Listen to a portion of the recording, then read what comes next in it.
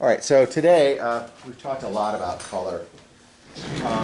And today I'm just going to kind of demonstrate how to use gouache paint, Gouache,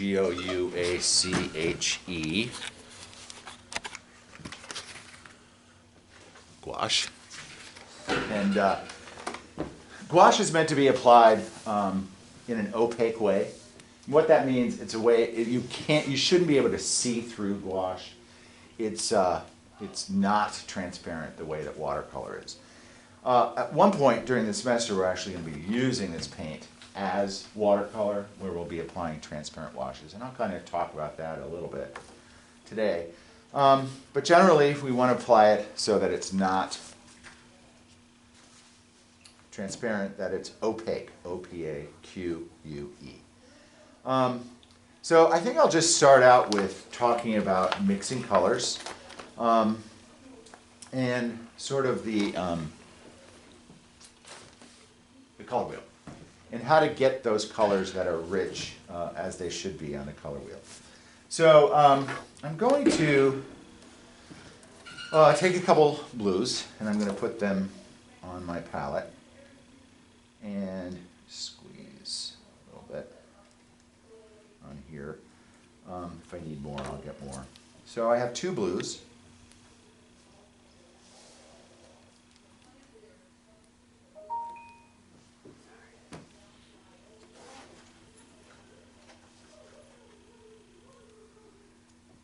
And I have two yellows.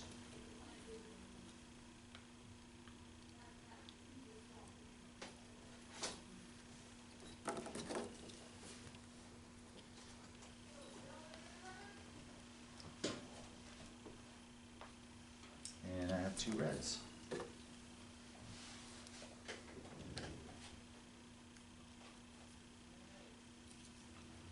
See, these paints have been around for a little while. Let's see if I can squeeze in more.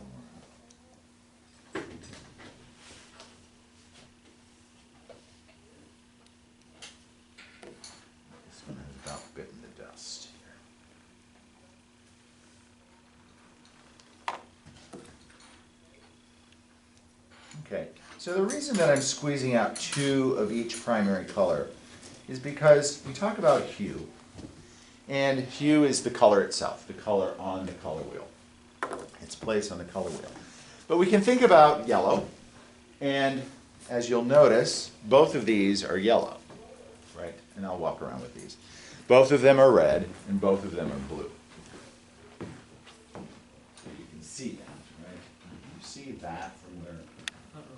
Okay, I'll keep coming around then.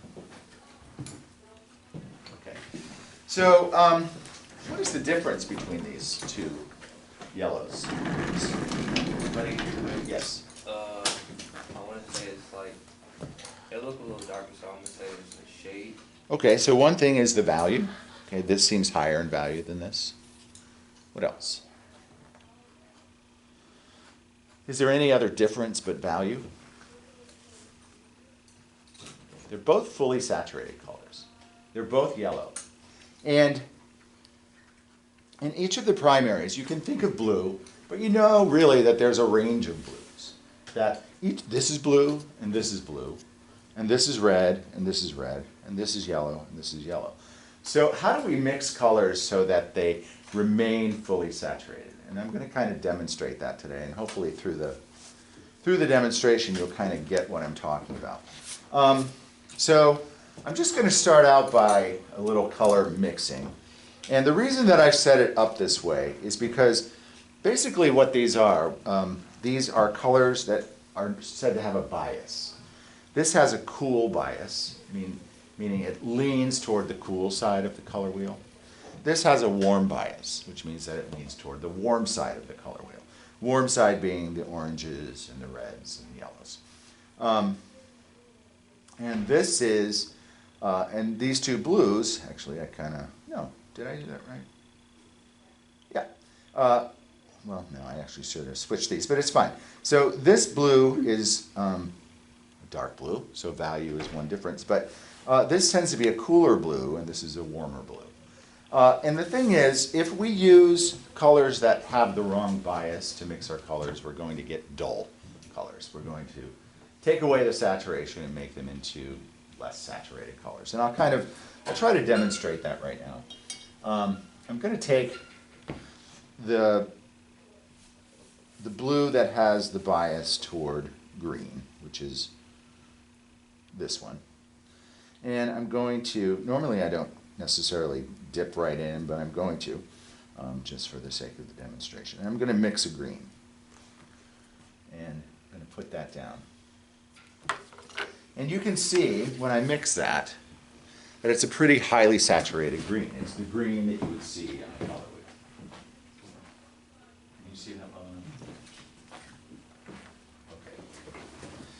Okay. Normally, everybody's gathered around the table, so this moves a little bit faster, so just bear with me and I'll get this right. Now, so I used this blue and this yellow to mix this color. This is a warm blue, and this is a cool yellow. And that way I get the most saturated green. If I use the green, if I use the yellow and the blue that have the wrong bias, I'm going to kind of write this on the board too so you can remember. But the idea is, in mixing these colors, I'm trying to retain the most saturated, the kind that would be on the color wheel. So I'm going to mix a green using the blue and the yellow that have the wrong bias.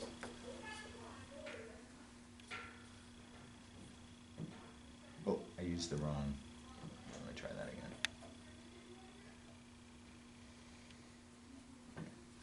So the green that I mix when I use a blue and a yellow with the wrong bias,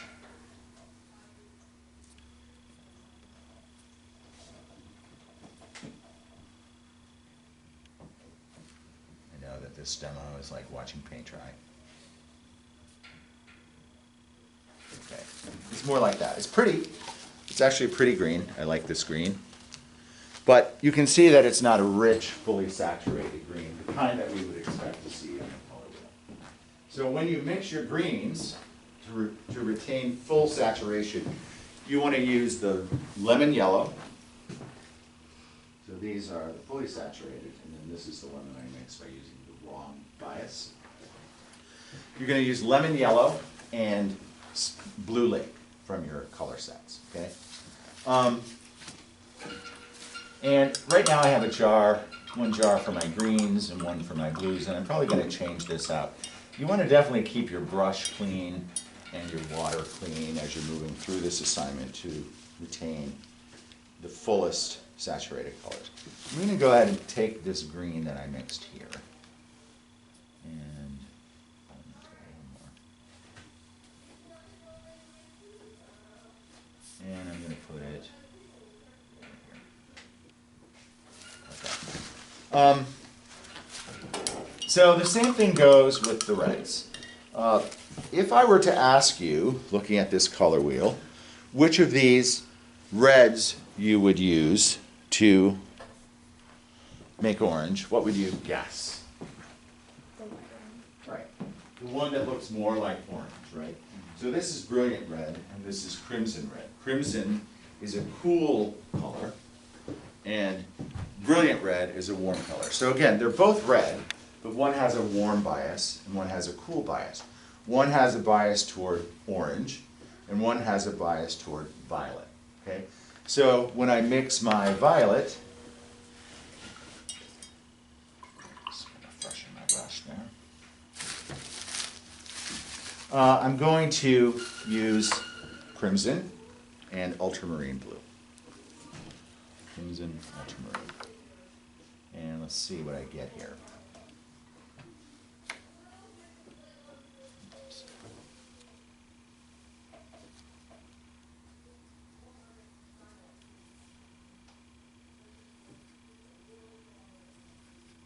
And here's what? Is ultramarine blue on the cool side? Yes, ultramarine is cool. Okay, and I'm going to go ahead and mix that. And what you'll see is that I definitely get a purple or a violet. I'm going to try to just stay here, and you can come up and look at that, and look at this when I'm finished. But it's pretty dark. If I wanted to see if I've actually mixed it correctly, one thing that I can do is do a wash of it, and you can see that that's a pretty brightly saturated violet. So again, if I use the red and the blue that have the wrong bias, so in this case, it would be the blue lake and the brilliant red, so the one that has the bias toward orange. Let's paint his hat a little bit.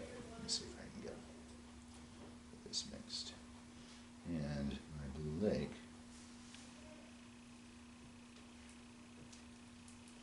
You can see that I get a color that really doesn't look at all like violet, right? Because I've used the wrong bias. So the main thing is when you're mixing color, and I'll put this down, and then I'll do a wash of it. So when you do a wash, it means you're applying it transparently.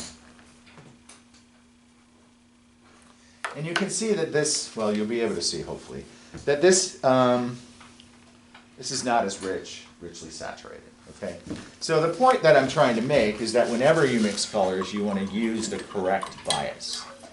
And I'm going to go ahead and mix another violet.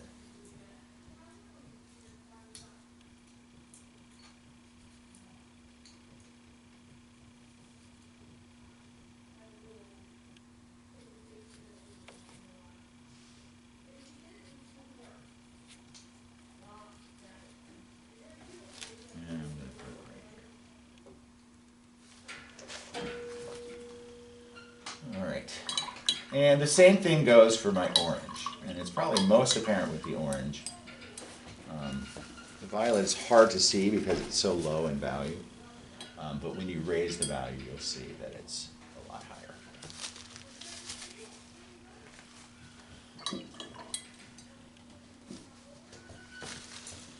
Okay, so orange.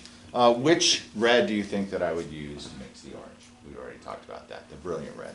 And then which yellow do you think I would use to mix the orange? Lemon? The lemon. No. So let's take a look at which one you think would lend itself more toward orange.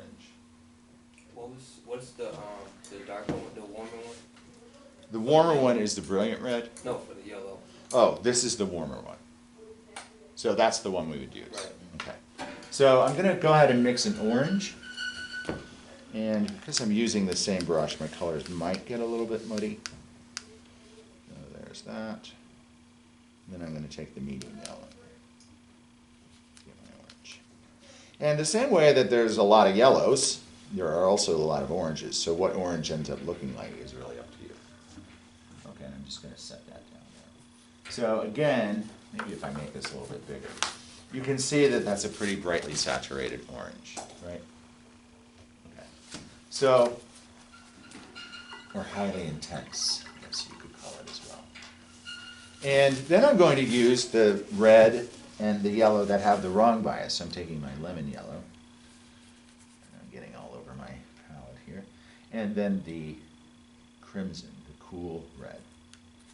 And what I end up getting is actually a pretty color.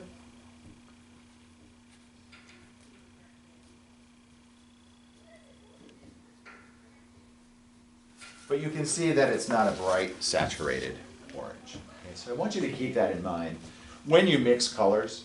Again, one thing that I see as a lot of students advance, even in painting, is that their palette gets really muddy because they don't think about the reds that they're using and the greens that they're using, and the yellows that they're using. They're not using the primary colors, thinking about the bias of the color. So that's one thing that I want you to keep in mind. And I'm going to mix this up. And I'm just I'm making a little color wheel here.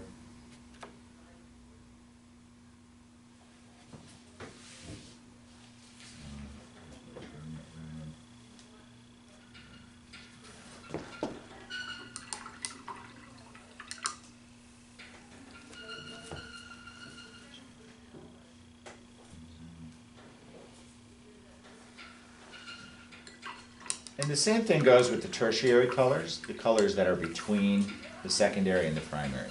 You would want to, if you're doing a color wheel, you would want to use the colors with the correct bias. So there's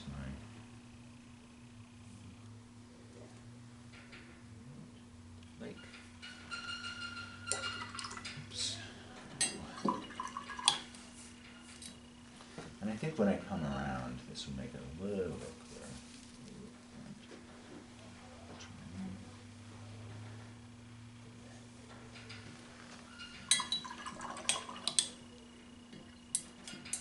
And normally I have my water a lot closer to me, but I was trying to not block you. I don't typically make myself exercise when I work. And the greens, yellow, this yellow, and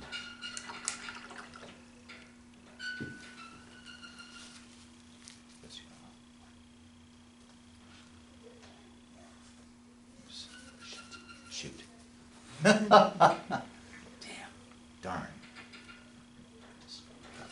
All right. Okay, so I'm just going to come around, and so I've mixed these colors now with the correct bias, and I've also placed on my color wheel the cool red and the warm red, the cool yellow and the warm yellow, and the warm blue and the cool blue. Now the green is actually made up of a cool yellow and a warm blue. And so green is sort of the divider between the cool side and the warm side of the color wheel. Okay? And here, the crimson really sort of starts the cool side of the color wheel, and the brilliant red really starts the warm side of the color wheel. So I'm just going to come around and kind of show that off. So do you see how using the correct bias I'm able to get these really fully saturated, nice, like color wheel-like colors? Okay. So in this assignment, you're going to attempt to, in this assignment, the color assignment that you have, you're going to attempt to keep whatever colors you're using, when you're using the fully saturated colors, you're going to keep them as rich as possible. Okay? You're going to try not to move toward the less saturated color, the less saturated colors. You're going to try to keep them as rich and rainbow-like as you can, okay? All right, so next. Again, normally I would have one glass of water and be able to and work one section at a time. What I've decided to add to the assignment that you're doing is pretty much you're going to, in pencil, just make a 2" by 2" color wheel, or yeah, 2" by 2" circle, and pretty much just do this, so that I can see that you are familiar with the warm and the cool blue, the warm and the cool red, the warm and the cool yellow, and able to mix those fully saturated secondary colors. Okay, so that's just a little addition. You don't really just a splotch like this is adequate for this assignment. Okay, so I'll add that, and I'll talk to you about the measurement for that. But basically, it's in the middle of the page, so it's 7 inches from side to side, 7 inches, and then the center of the circle is 1 1/2 inches up, and then it's a 1 inch radius or 2 inch diameter circle. Okay. All right, so that's basic color mixing. So we can take any of these colors, and I think that I'm going to get another palette and set it aside. Set that one aside. So that's, I think this will work.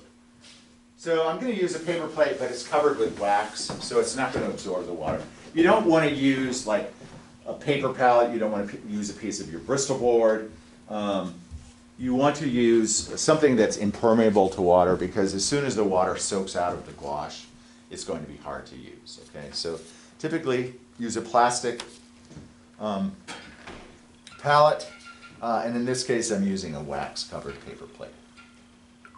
All right, so I'm going to mix. Let me see.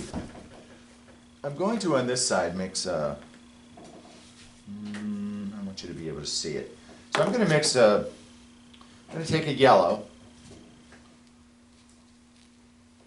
and I'm going to take, so I'm using the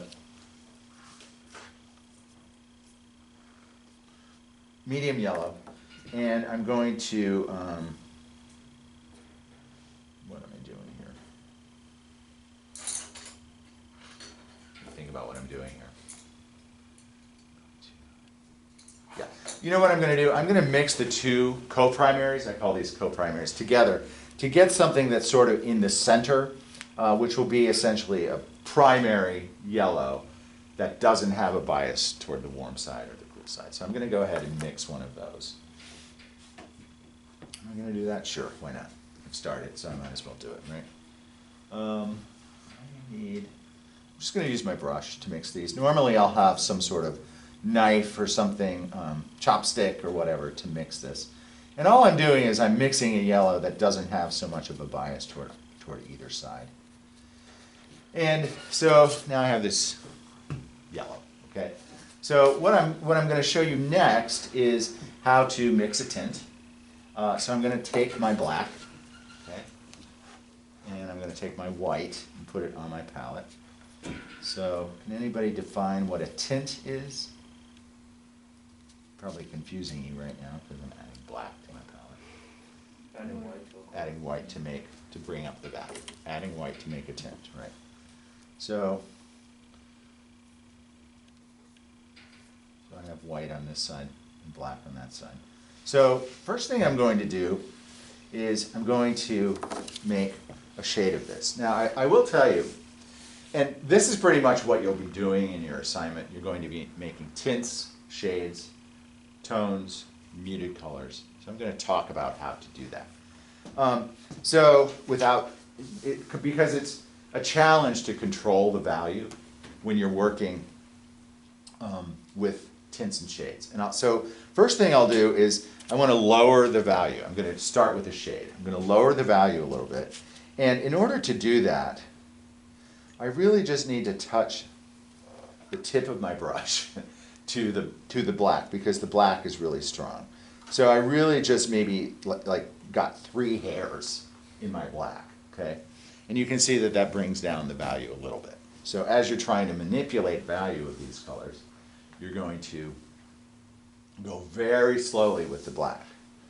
And what I would recommend on this assignment is that you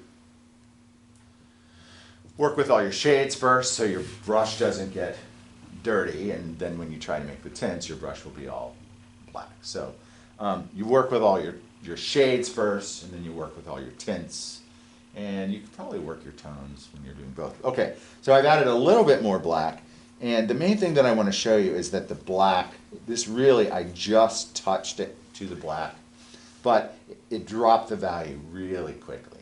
So the main thing is you want to be really careful to add just a little bit of black at a time. Otherwise, you're going to drop your value too quickly. Okay? So when you're mixing a shade, you want to start with a fully saturated color and then just gradually add the black. I'm going to, just for giggles, I'm going to take my white and dip into that, and I'm going to mix it into this yellow. So now I have a yellow, and I'm going to take a little more white, that I've mixed with black and white. Anybody want to tell me what that is? Taking a color and mixing it with gray. muted. No, it's a tone. So when you take a color and mix it with gray, that's called a tone. So it basically is a more neutral version of the color. Now I want to talk about making tints. So making a tint is adding white to bring up the value, right? But really, when you're making a tint, if you want a high value, you're not going to take the fully saturated color and keep adding white until you get it high in value, because you'll end up using more like a paint can full of white to get it up to the value. So the best way to mix a tint is to take the white, and I've already done, I had a little bit of yellow left in my brush. So you can see that if I want a really high value, I start with the white and add a little bit of the color. And that keeps the value high. And then you can start moving. So now I've got this high value here. And then you can start moving toward, and again, now I'm going to just touch it to the pigment and bring that down a little bit in value. So really high value and a little bit more of the pigment. And a little bit more of the pigment. So you can see that I can move from a really high value to a really low value. So when you think about that, make sure that when you're mixing a really high value version of your color, that you start out with the white. Okay? I'm going to say that again. When you're making a tint, make sure you start out with the white. Okay? And that way you'll be able to get really high values. And again, now I'm going to just touch my brush to my black.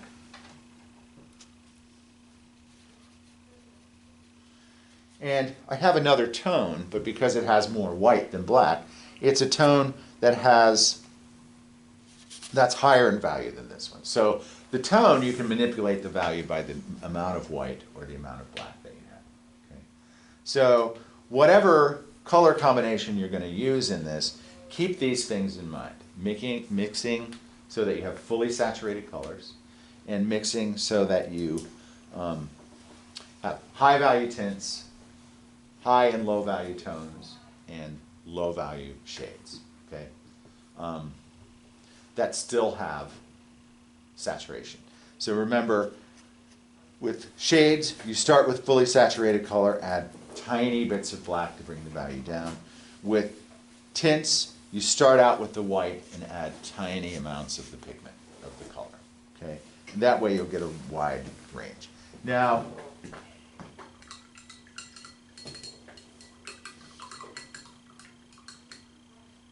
Brian talked about a muted color. So I'm going to talk about just mixing a muted color also. Again, normally I would go to the sink, wash my brush out, and change my water before I move to a different mixture. So you want to be changing your water. As soon as you see your water start to get muddy, then you want to change it. So mixing a tone. I'm going to go ahead and use this yellow.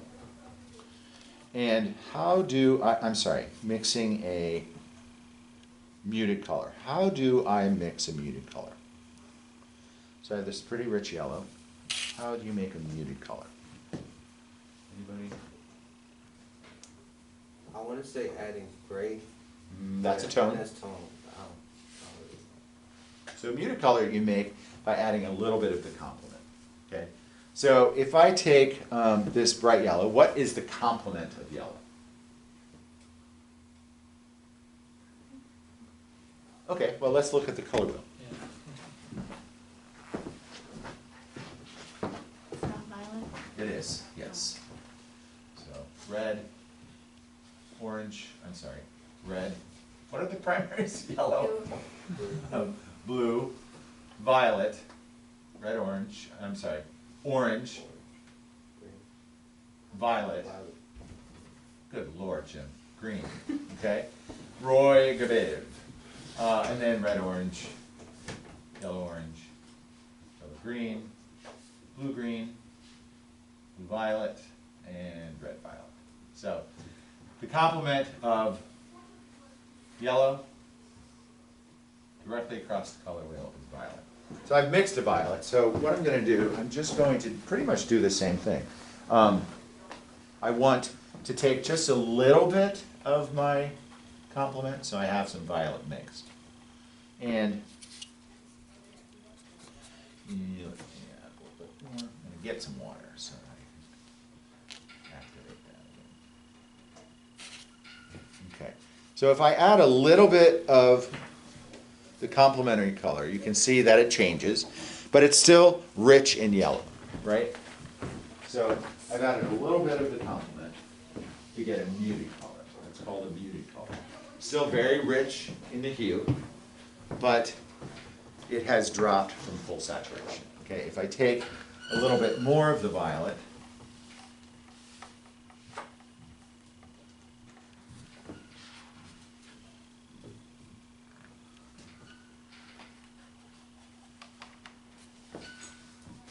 it starts to turn brown.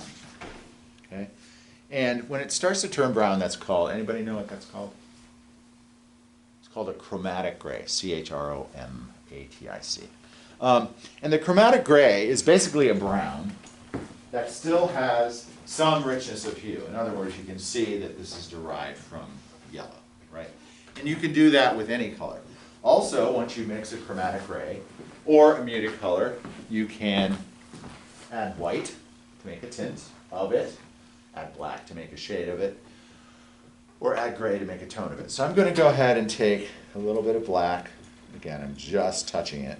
So that brought the value down right away. Excuse me. So this is COVID. So I'm adding a little bit of black and a little bit of white. And when I do that, I make another tone. Okay. So you can see that really from these 6 primary colors, black and white, you can make the entire range of colors. And of course, as a painter, you'll always have a palette. If you're a painter, you'll always have a palette. And you do your color mixing on the palette before you apply it to the canvas.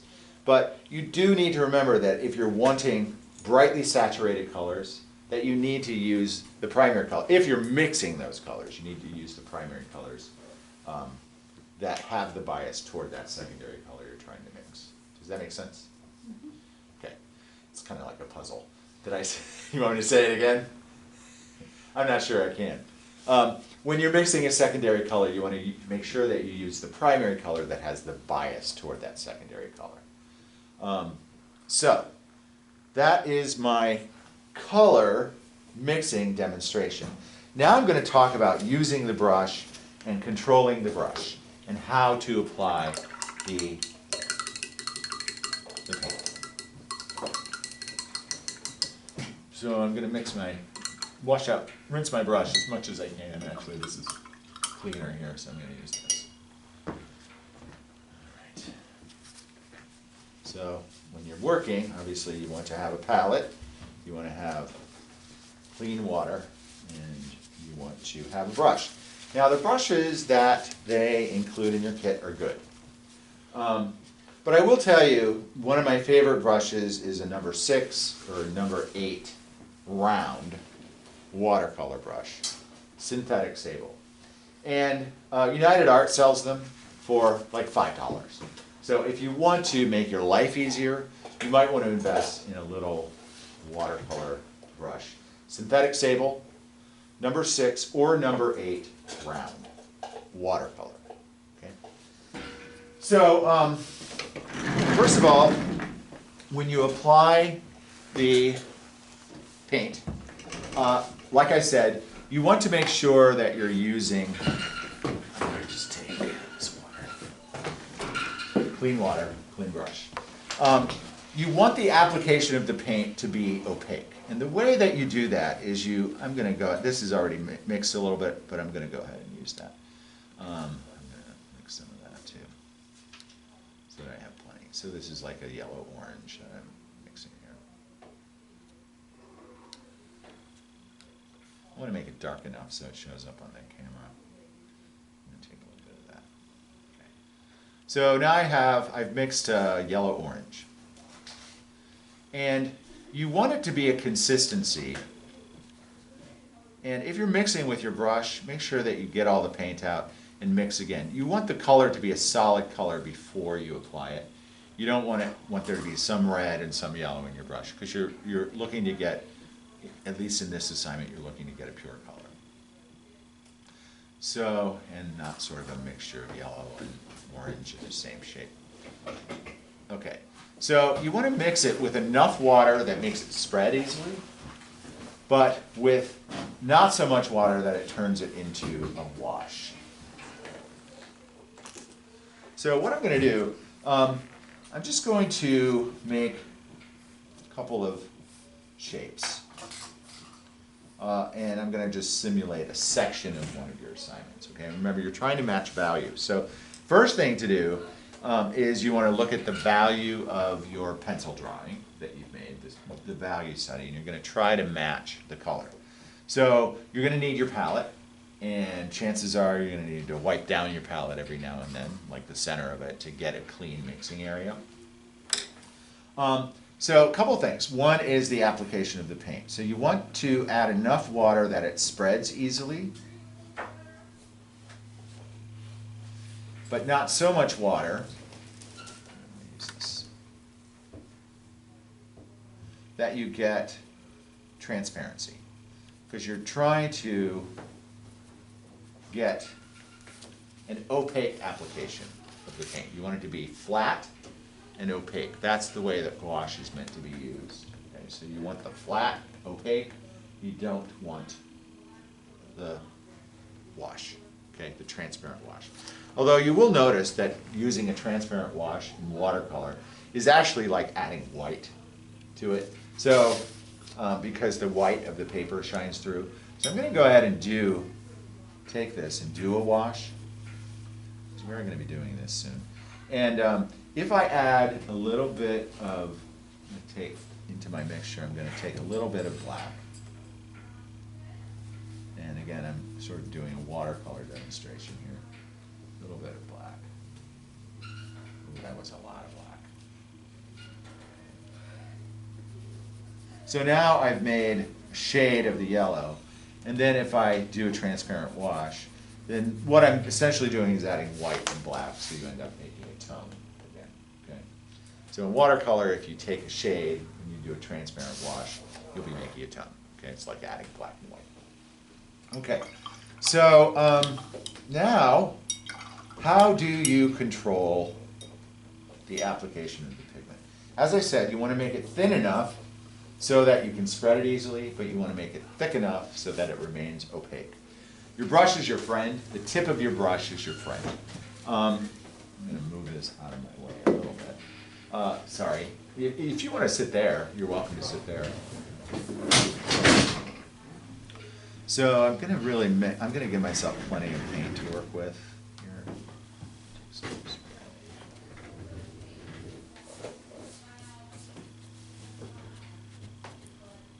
See it over there. Okay, again, typically I'll use a little stick or a palette knife or something to mix, using my brush for this. And I'm getting myself sort of a lot of paint so that I can do this demonstration. Typically if you mix a color, you'll be able to use it through the whole assignment.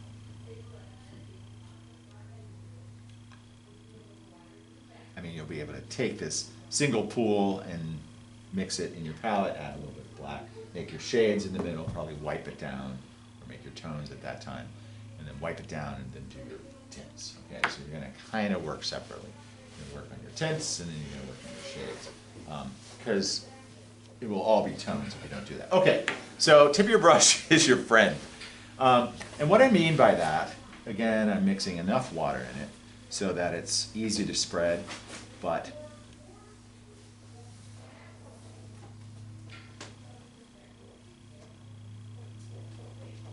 not transparent.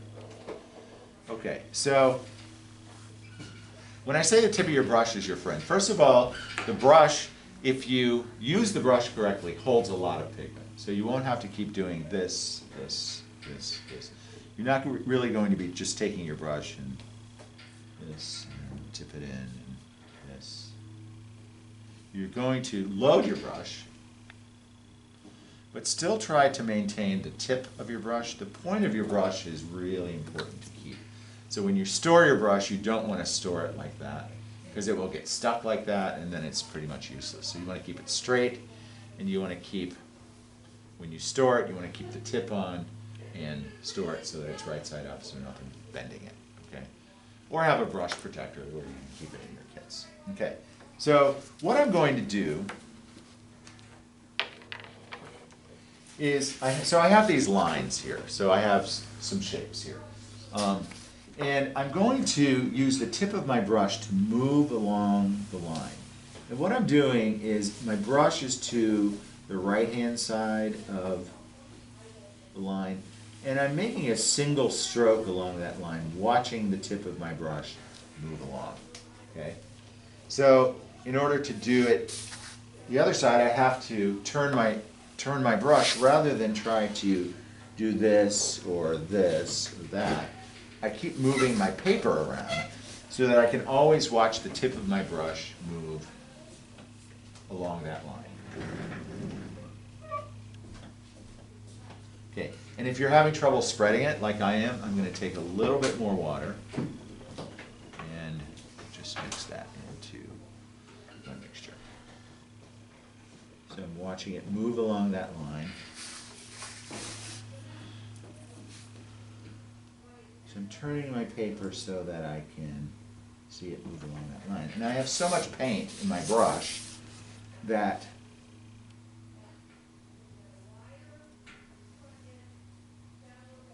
I really don't need to keep mixing. If you can't get into the corners with the tip of your brush, that's what those smaller brushes are for, just to kind of push the paint into those little corners. And then I'll go ahead and I'm going to take a little bit of black. Oh, here it is. Take a little bit of black and mix myself a shade of this color. And again, a little bit of black goes a long way. So already I've significantly dropped the value of this. I'm going to take a little more of this. So I'm going to make a shade. And I'm going to do the same thing. So I'm going to turn my brush, and I think I'm probably going to need a little bit more water. So it takes a little bit of experimentation. And the same thing, I'm going to watch my brush move along that line. So you can see that I'm not really, that I'm resting my hand on there, and I'm really just, that's the movement. And that way you'll be able to stay on the line. So one of the things you're trying to do in this assignment is to stay color in the lines, okay? All right, there's a tip, so I'm just going to gently touch my brush. But you might also want to consider just getting along the lines and then taking your smaller brush and filling in those little corners. Okay, so it's not spreading that easy. So I'm just going to dip it in some water and just get a little bit more water in it to make it spread easily.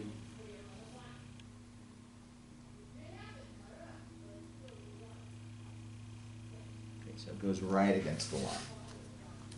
And you know what, I'm going to go ahead and get a small brush so I can see it.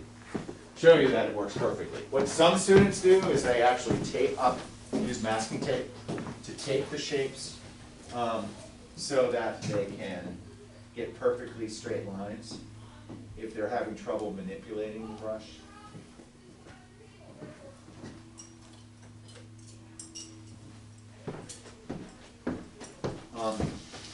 So here's the thing, is this takes a lot of practice. So you probably, before you go directly to your assignment, you probably want to practice a little bit. I'm going to take one of my small brushes. And chances are I'll be able to just use a wet brush.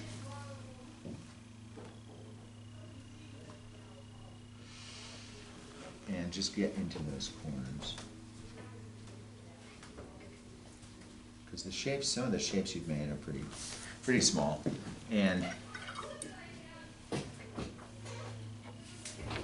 yeah, just use this to get into the corners and then refine your lines.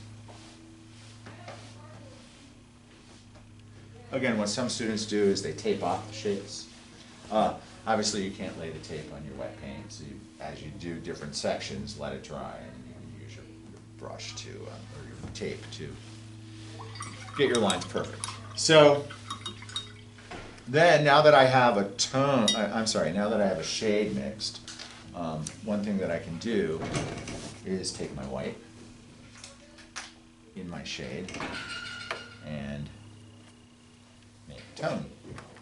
So always, as you're mixing these, and this is going to be a challenge, that's why it's only a 5x5 design area. As you're mixing these, you want to try to match the value of the paint that you're mixing to the value of your pencil drawing. Okay? And Again, I'm placing it so that I can see the line that I'm moving down.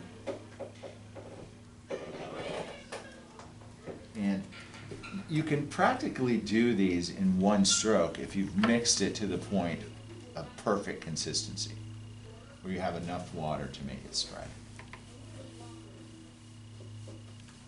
Okay, so yeah, I kind of missed that line there. So right along the line, I turn my page so that I can stay on that line. And just watching the brush move along that line. All right, so that's pretty much, you want to get that degree of straightness. Again, you know, a lot of students who are super achievers really sometimes hand in these designs that I am blown away by, because their work is so exact. So I'd like you to try to be as exacting as you can.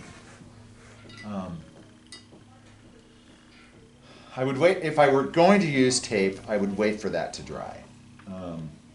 And I think what I'll do is, I have some dry patches here. So I'm just going to show you how this works. So before you put your tape down, unless you're using drafting tape, which has less adhesive on it, you probably want to like put it on your pants or your fingers or your forehead. Don't put it on my forehead. My forehead's way too greasy for this.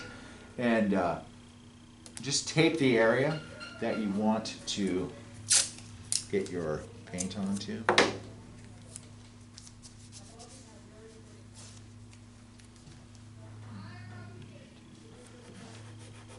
When you do use the tape, you want to make sure that it's sealed with your fingernail so that the paint doesn't crawl under the tape.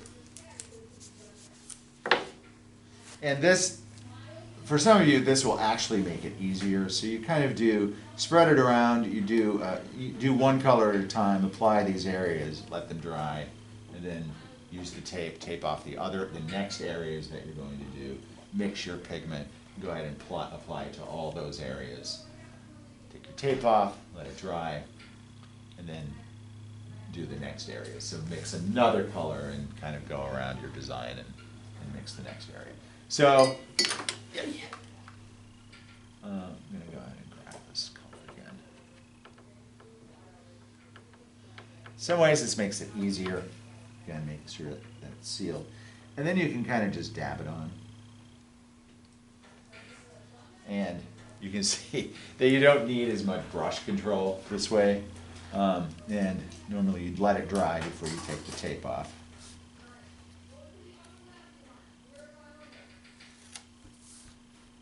But as far as the appearance of the assignment of this, again, you could see how easy it made it to apply the paint and that it's opaque.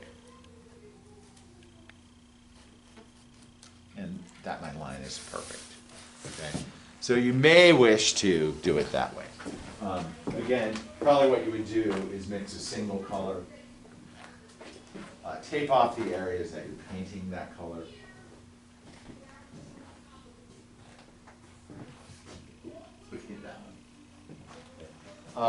Tape off the areas that you're painting that color, move around your design. So basically you're looking at one value and taping off that area of value, mixing the paint that matches that value, and then putting your paint in those areas. Let it dry, pull your tape off, choose your next color that matches the value of your drawing, and move that around. Take those areas off, move that around your palette.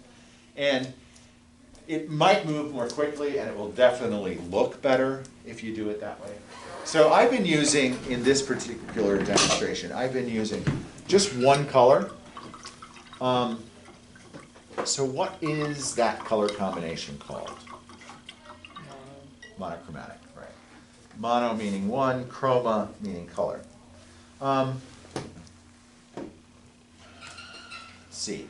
So what I want you to do is to choose a color palette of your own, okay? So what are the possibilities as far as color combination goes? One color is Monochromatic, right. Two colors opposite each other on the 12-color color wheel, and you should know the answers to all these. Complementary, yes. Two colors, three colors that are next to each other on the 12-color color wheel. Try. Three colors that are next to each other. The other key. Analogous. Analogous, right. Three colors that are next to each other on the 12-color color wheel, plus the complement of the central analogous hue. Okay. That's one of the reasons that I had you make a map. Is three colors plus the color. It's one reason that I had you do that assignment, so that you could refer to that. And I would really keep that as designers, at least until you have it memorized.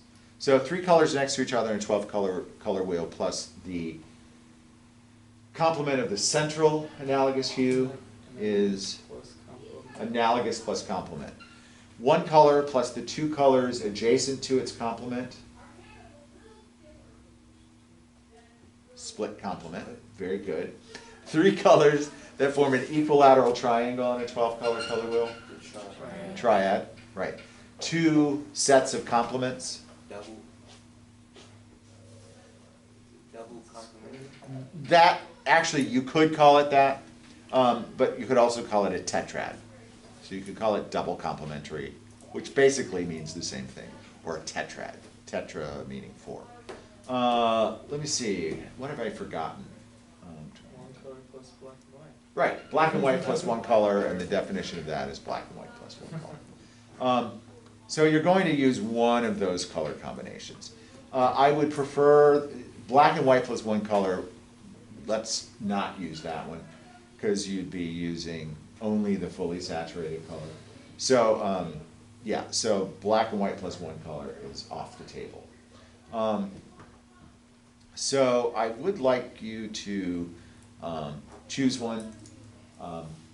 Let's actually keep monochromatic off the table as well, because I do want you to get more experience than just, you're like, oh, I wanted to go monochromatic. Okay, so monochromatic is off the table, and but analogous is on the table. Okay, but one thing nice about like the complementaries is you can think of, like, let's say that you use yellow and violet. The violet will automatically be a low value, so you won't have to bother too much with shades. Well, that would be cool if you bothered with shades as well. So I think in the assignment, I give you a percentage on the PowerPoint of how much should be blank, how much should be blank, and how much should be blank. Does anybody have the PowerPoint up, or can bring the PowerPoint up?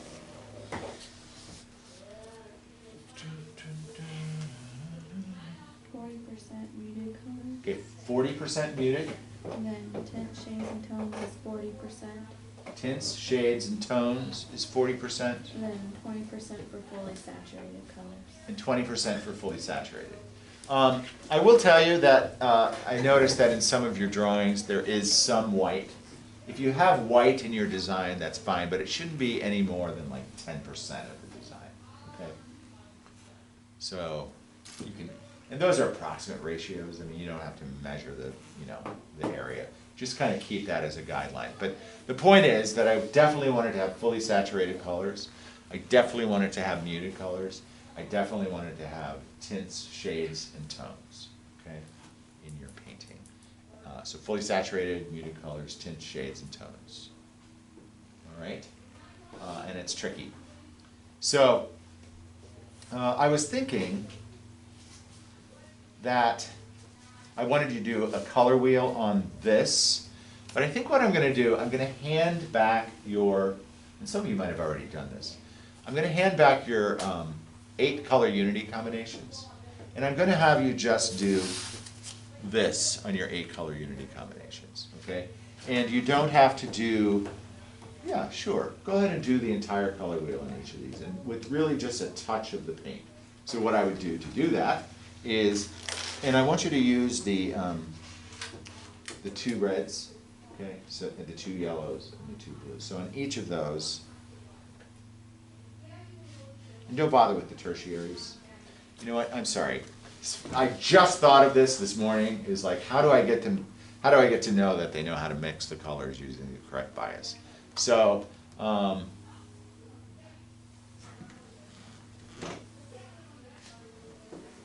yes, So are we not doing the color wheel on this? I'm thinking about that right now.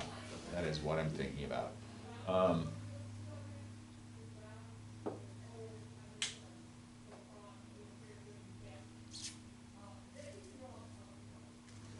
I just don't want to crowd the design area.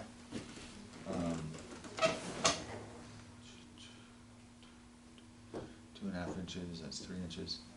Yeah, go ahead and do the color wheel on that. Do that. And if you want help setting that up, I'm here. And you're going to start working on this here today. So I'll get your assignments back, obviously. Yeah, and so maybe you want to start with this so I can kind of talk you through it. And then you can start working on the color aspect of it. Okay? And the assignment I would like for it to be completed by Monday. Okay? So you'll have the weekend to work on this. All right? But yeah, you have plenty of time to get started, so and I can kind of talk you through it. I have masking tape available if you want to go that route. In some ways, it seems like it's more labor intensive, but in some ways, it's actually makes it easier to do the assignment. Just remember, you're going to mix one color, tape off the areas that you want to be that color, let it dry, pull the tape off, mix another color, tape off the areas that you want that color to be. And do those areas, let it dry, pull your tape off. So I would kind of recommend that you do it that way. You'll get a lot better results that way than trying, especially as being newcomers to the medium. I'm sorry, I'm gonna get another mask because this one keeps slipping down. Yeah, so I have styrofoam cups, I think. So we'll get started. Okay, and